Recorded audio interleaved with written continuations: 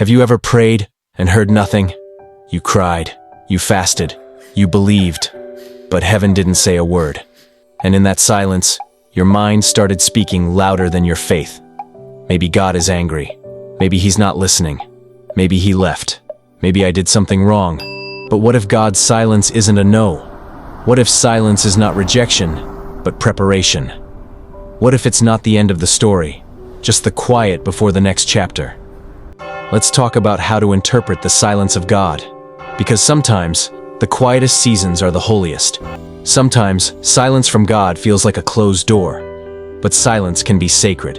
It can be God's way of doing a deeper work in you. Underground, unseen, but unstoppable. We often think silence means absence. But think of a seed in the soil. For days, weeks, sometimes even months, nothing breaks the surface. But something is happening in the dark. A root is forming.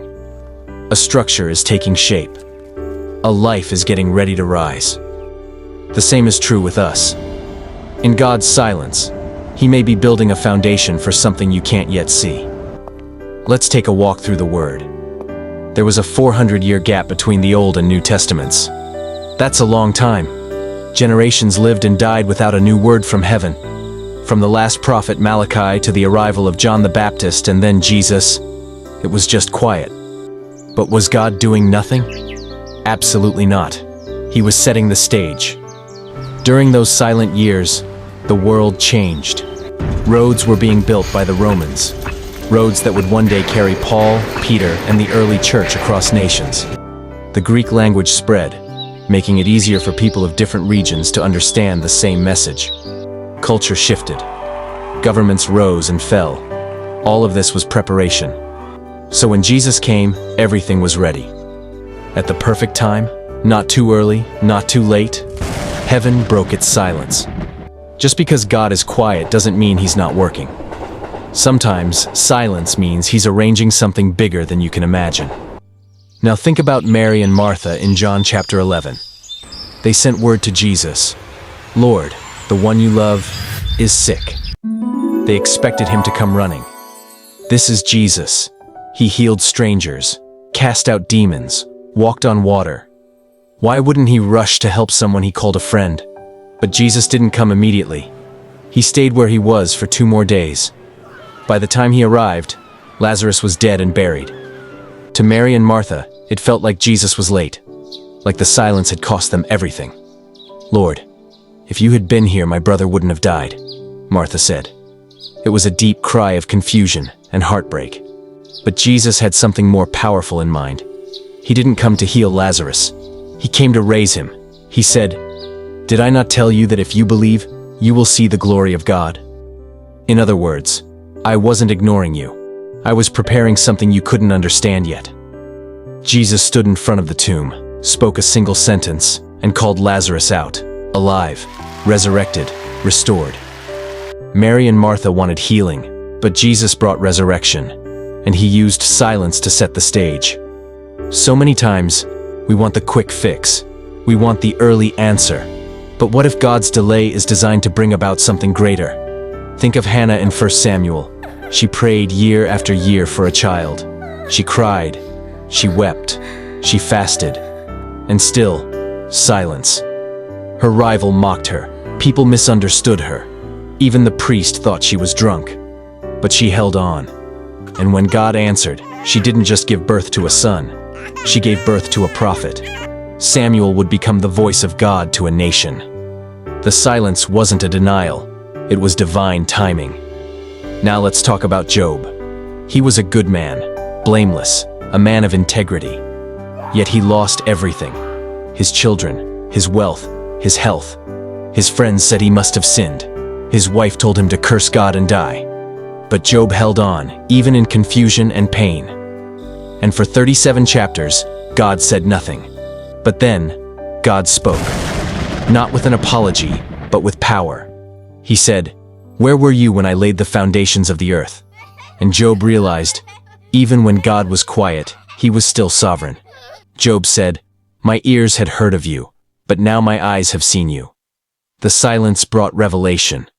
And at the end of it all, Job received double what he had lost. Sometimes the silence is where your faith grows, where your worship deepens, where you stop depending on your emotions and start leaning fully on God. Even Jesus, God in flesh, experienced silence. On the cross, in his deepest moment of suffering, he cried out, my God, why have you forsaken me?" And the Father said nothing. But that silence wasn't absence, it was fulfillment. In that silence, salvation was unfolding. And 3 days later, the silence ended with resurrection. God's silence was not rejection, it was redemption. Let's not forget David. The man after God's own heart wrote psalms filled with praise, but also psalms filled with pain. "How long, Lord? Will you forget me forever?" He knew what it was like to feel abandoned, overlooked, and delayed. But he always came back to this truth. "But I trust in your unfailing love."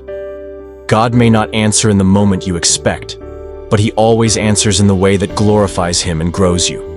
Maybe you're praying for healing, a job, a child, a breakthrough, and all you hear is silence. Friend, God's silence is not his absence. It's not his anger. It's not abandonment. It's often an invitation to trust.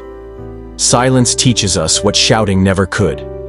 It teaches us to walk by faith, not by sight. So what do you do when God is silent? You stay faithful. Keep praying.